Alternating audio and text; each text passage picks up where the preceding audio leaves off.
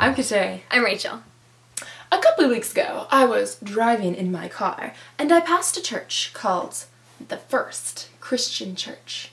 And I thought to myself, that strikes me as funny. Is it like Catholic or something? We realized that a lot of the names of Protestant churches really find their fulfillment in Catholicism. So one day, during Christmas break, we traversed, One of the three. long and hard, until we could find the one true church. On this journey, we took our good friend Paul, who is both a seminarian for the Diocese of Tucson, pray for seminarians, and a really cool guy. Yeah, he's a really cool guy.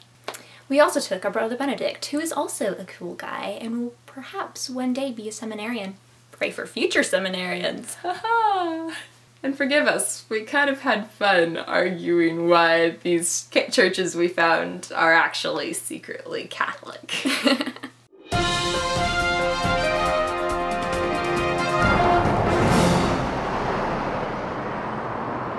The Church of the Apostles.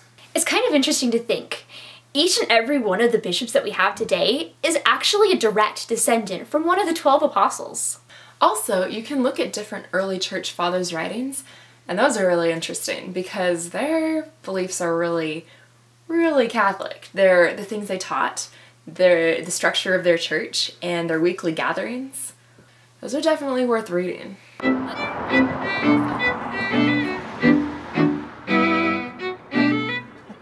Grace Community Church. Oh hey, the Catholic Church has the 7 sacraments, which are what? Outward signs instituted by Christ to give grace. Grace. Grace. Grace. Grace. I once heard a story of a mystic who could actually physically see the grace pouring out during the consecration of the Eucharist at Mass. She said it looked like a geyser pouring up from the altar. It's pretty powerful. It's a lot of grace.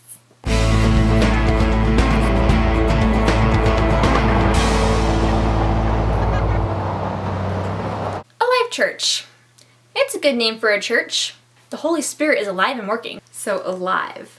This past weekend I actually went on a retreat with some nuns in Menlo Park. They're Dominican nuns and they were so beautiful. One thing that stood out to me definitely about the retreat was there was this one 91-year-old nun who would make her way down to the chapel every time for prayer, and she, I mean, talk about alive. She really was. She was so beautiful.